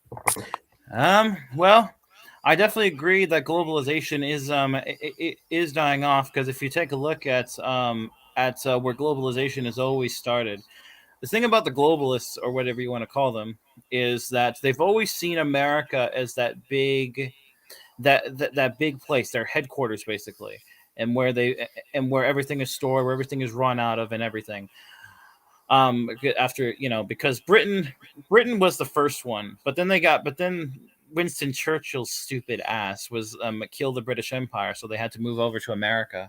So when it comes to like your globalization, the world's starting to move away from what the globalists have created over the last century. Yeah.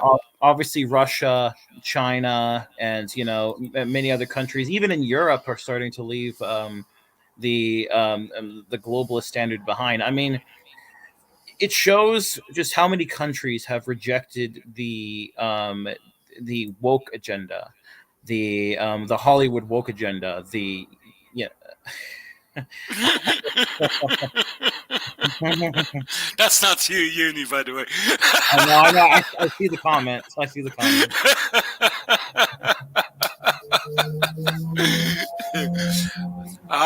We treat our audience like with great respect, and You but certainly treat them with great respect to have me on. I mean, look at my back. Look what's on my wall right now. You guys get to see it. Have fun with what's that. what's on your wall? I wouldn't even know it all. That's all that fucking Gen X stuff or Gen Z. I don't know, or is that Zoomer Oh, stuff? Is oh my god, you Zoomer can't even get stuff? the damn freaking terms right. No, I can't. I got caught out last night on one of the channels. Like, I accused some host of being a millennial, and it turned out he was actually Gen Z. I said, holy shit, man. That's how far, that's how unintelligent I am, Hey, we all have our things we specialize in and things that we don't. That's just how it is. We can't be good at everything. I also want to address this comment though by John Smith that he made earlier. He says the main objective of World War One was to remove the Ottoman Empire. That was the other half of it, and that was why the British and the France basically forced Russia's hand to turn against Germany. You know how Russia was on the Allied side in World War One. That was not by choice of the Russian Empire. That was forced upon them and the Germans by unforeseen circumstances that basically forced them to fight. This was also partially the fault of the naive and Kaiser Wilhelms II, who unfortunately he didn't listen to Bismarck's words in the late 19th century when he warns him that the globalists were planning to basically to set their countries against each other. He didn't believe it, and look what ended up happening. That's exactly what happened. So they got rid of the Ottoman Empire, of course. That was one thing that was in their way, but also to get rid of the German Empire as well. And that's why when we've already talked about that before, the Weimar Republic, and then you got some, your Nazis. I fucking hate that term. But yeah, and then obviously ever since the war, ever since 1945, America has just basically used Germany as their parking lot, essentially putting everything there that they just want to do, but they don't want to have directly here. But He's a cunt, isn't he? I'll tell you what. He's probably well ahead of me tonight on the beer count. I'll bet you he's way ahead of me on the beer count tonight. No doubt about it.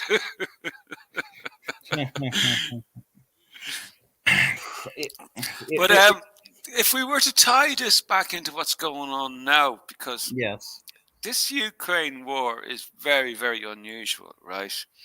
And if you were to listen to, say, all the arseholes on alt media who are saying Putin's the good guy here and he's just going into Ukraine to protect the poor Russian people who are being oppressed um, by the Ukrainians, like, right? But are we actually seeing a re-establishment of the old Soviet borders, and this is what worries me about what's going on in Ukraine. That Ukraine is not the objective, really, but the real objective is to secure the border, like back to old Soviet boundaries, which would far outstretch it. Ukraine would only be on the way to part of control of some of the key areas which would be instrumental, like over the years, in countless invasions of Russia, right? Where Turkey would have been one of the areas. So, like, to control that border region, you would have to take Moldova and Romania, right? they would also have to take part of Poland, and then up to the north west, and they would also all have to take Latvia and Lithuania to re-establish those old, well-known, controlled areas where it was very, very hard to attack Russia from. So a re-establishment of the old Soviet borders. Is that what we're seeing going on? Because this is what I think is going on, and that this war in Ukraine it's kind of like a dog and pony show, and it is really only a side show to really what the actual plan is. Do you have any insights into this? Um, well, I don't follow the Ukraine stuff as much as I did, say, a year ago or even 6 months ago, because I've just kind of gotten a bit more chilled on the whole research thing in general. But see, the thing is even if that's true, and I'm not saying that it is, but even if that's true, I would say that's a good thing. What's wrong with that? What's wrong with reestablishing this? See, here's the thing: what a lot of people seem to fail to understand is that Russia and even China, for that matter, today are not the same as they were back in the 20th century. This isn't the Stalin days or the Gorbachev days of Russia. This is nationalized Russia, and they do use the word communism. Like, say, for example, the Chinese, they call themselves the Chinese Communist Party, right?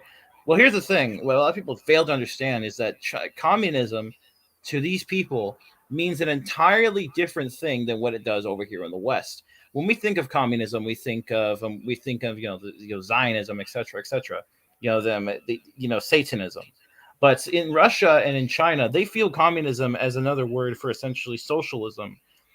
I mean, not socialism, nationalism, essentially a way of being able to, essentially another word of protecting their own interests as well as protecting the interests of people that they have close attachments to, but not necessarily in a way that overextends their own reach or overextends their own interests.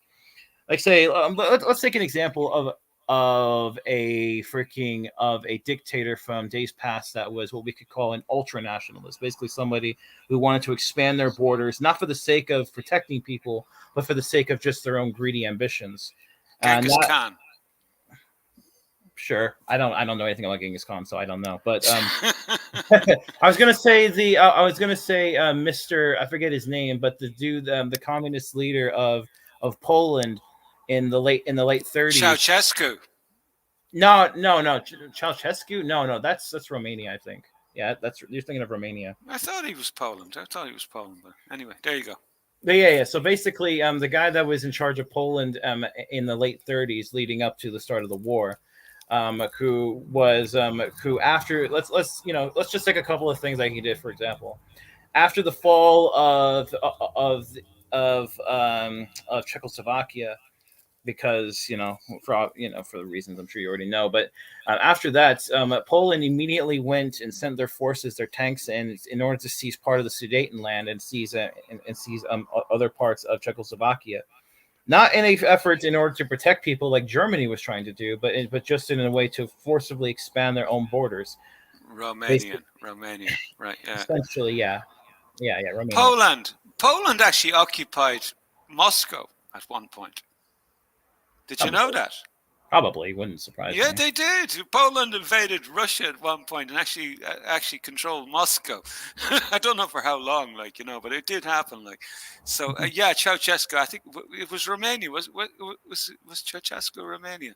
Yeah. He was the Romanian dictator in the 80s, and then he was murdered during the George Soros-backed Orange Revolution that took place in the 80s in Romania in the late 80s.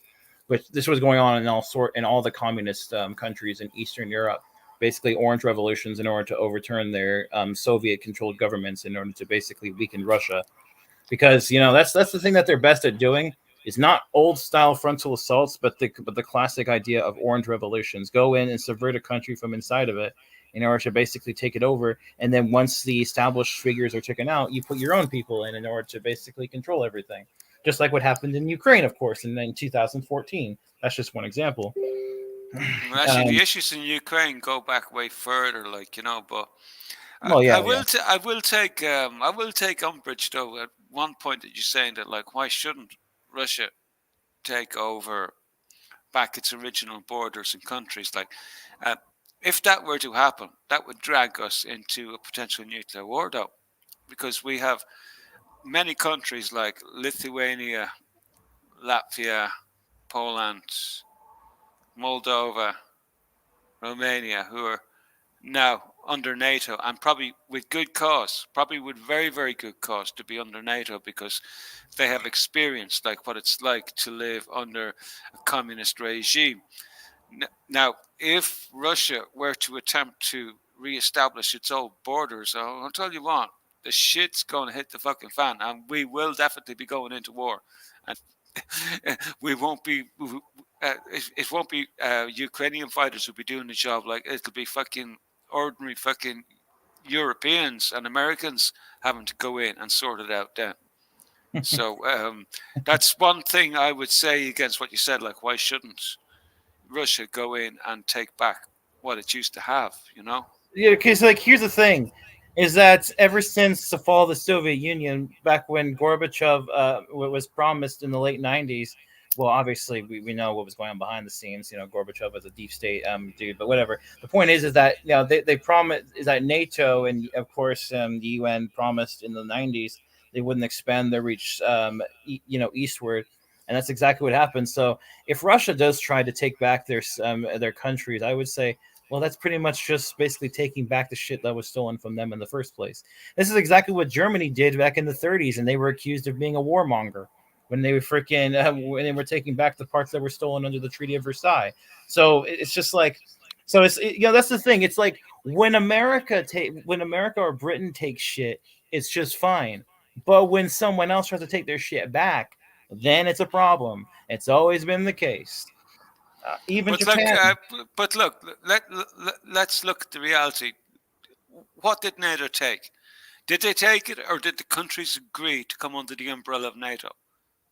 Well, here's the thing about that is that these countries, like I said, they were hit by orange revolutions and subversions by people like George Soros. So many of the people in charge, if they weren't, see, here's the thing: many of these European countries, they didn't want to originally join with NATO, but the ones that didn't, you know what happened to them? Their leaders were either forcibly removed politically or they were assassinated. And then when they would get their own people in charge to basically say, yeah, we want to join NATO.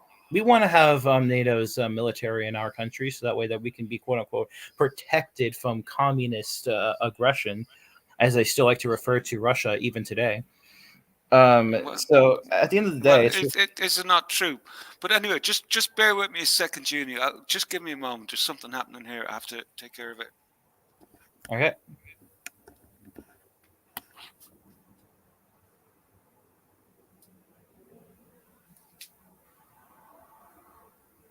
Bring back Dracula. Ireland should join NATO ASAP. Is Ireland not in NATO? I thought it was in NATO. I wouldn't be surprised if it was. If it was. Yeah, man. Some of these comments though are kind of funny though. Spanish. 27 sad fuckers watching this shite. Hit the fucking likes, you lurking bastards. Oh man. Oh man. The crazy thing is that even Japan, of all countries, who has been under the freaking UN thumb since the end of the war, has recently started to has changed its ways away from the global establishment. This is why they don't take in all these refugees from places like Ukraine and all that, because they're nationalistic. They also don't go with the woke agenda as well. It's just it's crazy. Everyone's just saying no to it. It's being exposed and it's falling. Not in the. Oh yeah, I remember. Danny, didn't you tell me that Ireland is so small that you could literally drive from one end to the other in a couple hours? That's how small the country is. I could be wrong, but I remember something like that.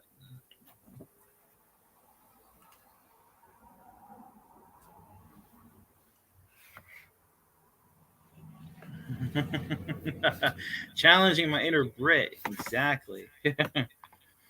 Oh man, I will say though, Then would everyone actually hold on, let me see. Do I still have a spanner? Because if I still have a spanner, then hold on. I'm gonna type in the chat. Let's see. Do I still have a spanner? Oh, I don't, obviously not because I'm on a different account. Obviously, I'm not gonna have a freaking spanner. Duh.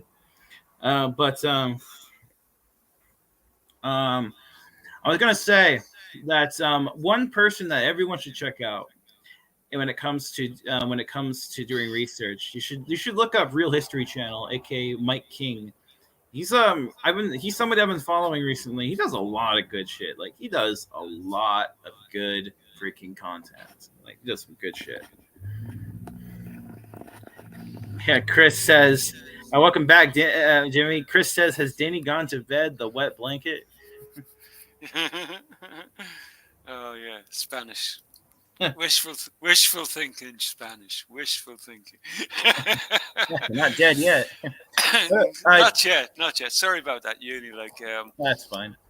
But I've been doing a deep dive this last number of weeks into trying to understand the logic of the Western side of the argument. Like we all understand the fucking Russian side of the argument. It's all about the poor Ruskies in eastern Ukraine. Like, but the Western argument is really fucking weird, man. It's like, holy shit! Like, what we're probably looking at here is like the reemergence of a Cold War. Well, in fact, it's probably much worse because, like, if it's true, what I've been learning about the overall Russian plan is to reestablish the old borders. That would mean engaging with countries which are now part of NATO. And that's going to trigger an Article 5. That's going to put us into a direct conflict with Russia. And if this is the case, if this is the case, I always thought that this was just about Ukraine, right? But for what I've been learning, it's like that may not be the case at all. Like, and that the overall Russian objective is to reestablish the old borders, which will put us in fucking conflict with goddamn Russia. Go and have to engage the bastards, right? That's what we're facing. Wait, Jimmy, think about it like this. There's one thing you haven't really considered, and that's the idea that what if by the time that Russia, if it's true that Russia does want to assert its old borders and wants to take back its countries and all that, what if at that time the UN and NATO are no longer a thing, as in they no longer exist? That's what I'm thinking is happening right now. That we're seeing the end of NATO and the UN, and they will no longer officially be organizations very soon. Well, I could see the UN going but at the end of the day, I could see the UN being reborn as something new, something a little bit more constructive, But at the moment, with China at the head of it, it's like, nah, look, we shouldn't be following China at all. China is not a model to be followed. Nobody wants anything got to do with fucking China until they sort of get their fucking act together and deal with a lot of the fucking problems that they're accused of. We should be not dealing with China really, but we do deal with them economically because they're an integral part of our economic globalist. They're part of the globalist because they just supply so much to the fucking world. But that's all shutting down now, apparently, by the looks of it, from the way I'm reading it. But NATO is not going anywhere. In fact, NATO. Do you remember when Trump came into power, right? And his idea was that America was getting out of NATO. Do you remember that? Sort of. Yeah, I sort of do. Well, sort of. But that was his plan. I'll tell you what, he wasn't long pulling his horns in. And I'm telling you one thing, NATO is going fucking nowhere. In fact, they've been strengthened now. And that's what this has done. It's made NATO stronger. And NATO are in this now. Whether people like it or not, NATO are in this now. And they're not going to be backing down. To see how much they're dumping into Ukraine. They're desperate to keep that war in fucking Ukraine because if it spreads, NATO will be dragged into it. We have no if this the logic I'm getting from a lot of the main sort of I wouldn't even call them not mainstream but to be on verging mainstream, the type of people that mainstream would listen to and their logic is that this war is not going to be confined to Ukraine, and if Ukraine do not win, NATO have no choice but to go in and arm and put soldiers on the fucking ground. We know that they've got soldiers on the ground already, like, but not officially, like, but this is the general worry. I'm just trying to build as big a picture spot. I don't want to listen to fucking alt media fucking bullshit artists like who just want to quote fucking Kremlin numbers fucking 24 fucking 7. Try to build as big a picture as fucking possible, like, and this would seem to be the big worry that, like, a lot of the key narrative setters in the West are worried about, is that Russia are not going to stop in Ukraine, and that, like, after Ukraine, Moldova and Romania will fall. Um, there's a reason why the Polish are arming like Poland is massing the biggest army ever seen in almost since World War One in Europe. Like, they are getting ready for something serious, right? And I'm telling you, like, these countries aren't arming for no fucking reason. They're very, very worried about something, like, and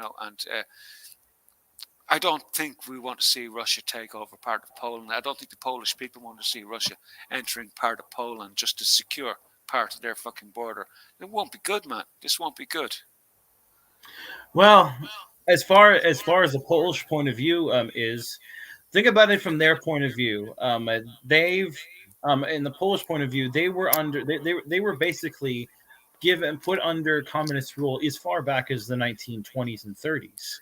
Yeah, and they will. and Yeah. and then after the war, we started, Britain started the war over Poland's supposed, freedom and democracy, or whatever the term they use. It's freedom or whatever. And then after the war, Winston Churchill just casually gave half of it, just gave it over to Stalin. Well And then- said, John Smith. Well said, John Smith. But yeah, see, the thing is that they gave it over to Winston Churchill. Casually just gave it over to Stalin, and then it remained that way for most of the remainder of the century until the fall of the Soviet Union in the 90s. Oh, see, Kitty. But yeah, so the Polish people, they're probably going to have a bit of an agenda. I mean, a bit of a grudge against Russia because of that. Even The Ukrainians have a massive grudge. I didn't understand it. It took me a while just to catch up with the whole history of Ukraine.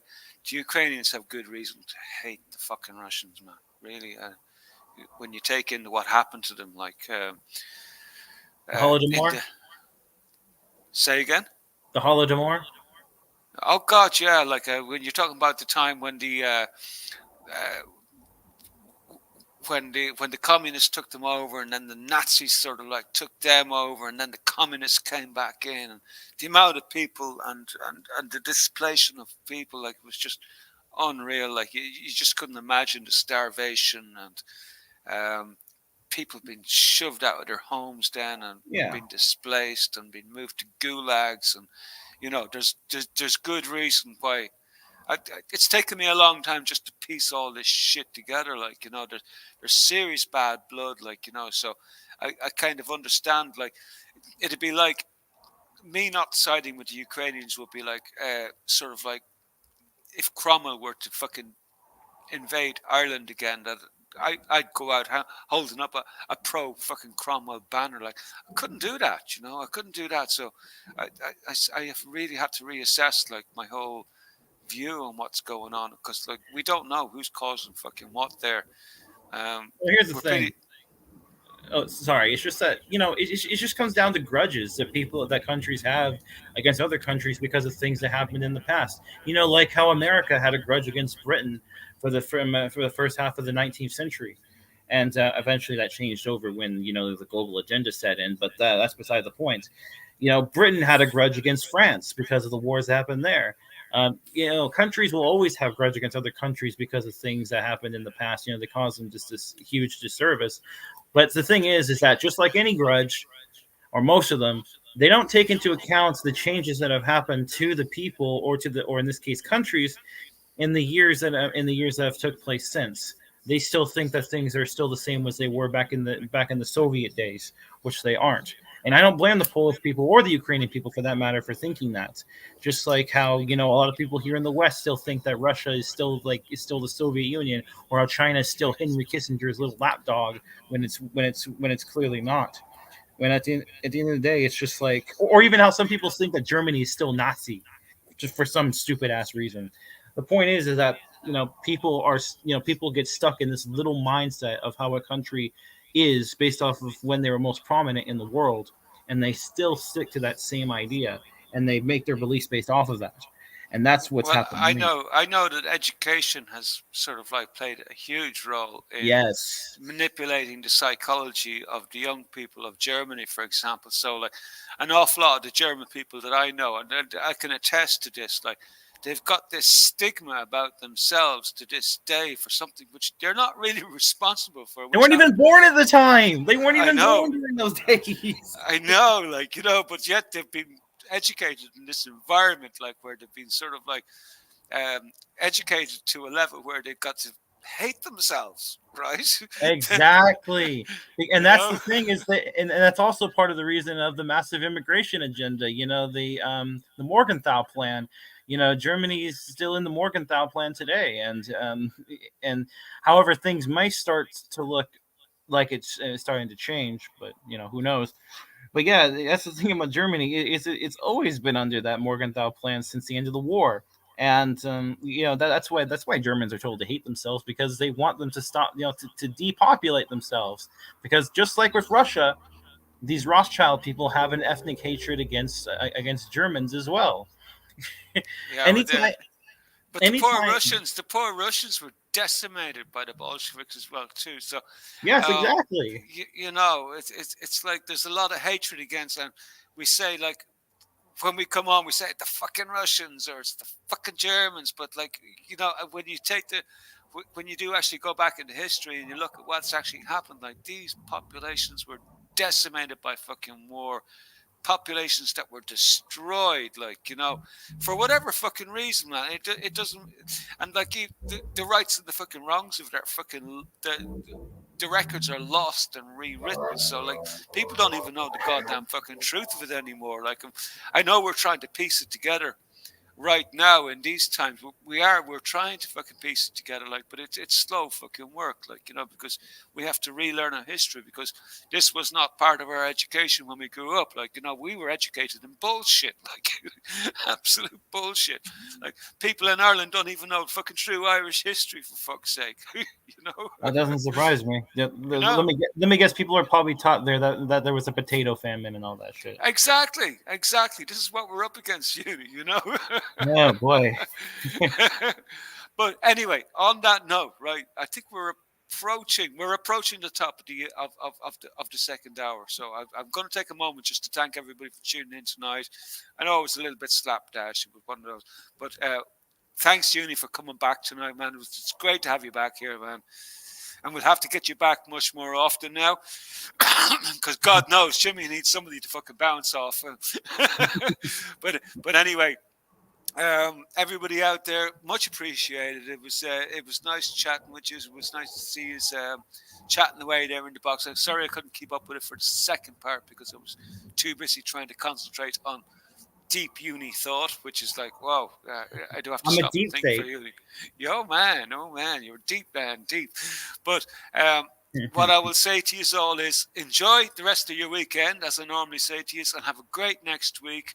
I'm not sure the weather is promised that great next week, but, like, that's enough fucking bad news. But I think the latter half of the month is supposed to be, maybe we might be getting a bit of a heat wave back. So we might have something to look forward to. So until the same time next week. Oh yeah, by the way, I'll put in the invite link for anybody who does want to pop in, say hi. I won't be able to stay long myself, because I have to go away in the morning, so I probably won't stay that long myself. But anyway, we will chat to you all next week. Thanks for tonight, and take care, everyone, and have a great weekend. And any last words, Junie, that you might want to say? Well, first of all, I do want to ask: can you do you have the ability to give people spanners? No, okay, none at all. All right, No, thanks. I just wanted to ask. I was going to can't say. help.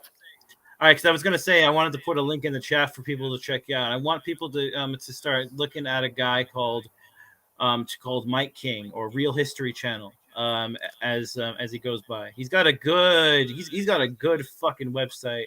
He got good articles and shit. And yes, I will admit the Trump thick writing does get a little bit cringe, but it's more than worth it if you want to see what really goes on in a lot of fields. He's got a lot of books too. So what are we talking about? Mike King, Real History Channel, is it? That's the website. You know what? What I'm gonna do is I'm gonna put it in the private chat so you can copy and paste it if you feel like it. Let's see. Here, real, or I guess now it's called realnewsandhistory.com. Are you sure you can't put that into the channel chat there yourself? And no, because I don't have a spanner. But I don't have a fucking spanner either, and I can put links in. So maybe, in StreamYard. I'm talking about in StreamYard.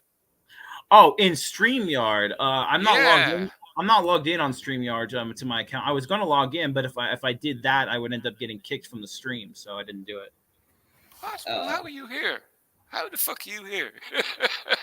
Well, you don't have to be logged into your YouTube account in order to be able to enter a StreamYard link. Yeah, but in StreamYard here, we've got the comment section, right? You can see the chat in the comment section, right? So you should be able to put it in there. Try put it in there. I can't. No, because for me it says join the chats. That's what it says on the bottom right of the screen. Oh, okay. So you put it into the private chat, did you? Yeah, I just tried putting it in the public chat on YouTube. It didn't work. So yeah, Okay. Well, I'm gonna put it in for you, bro. Appreciate it. It's one of the few things I am able to do around this shithole. Oh man!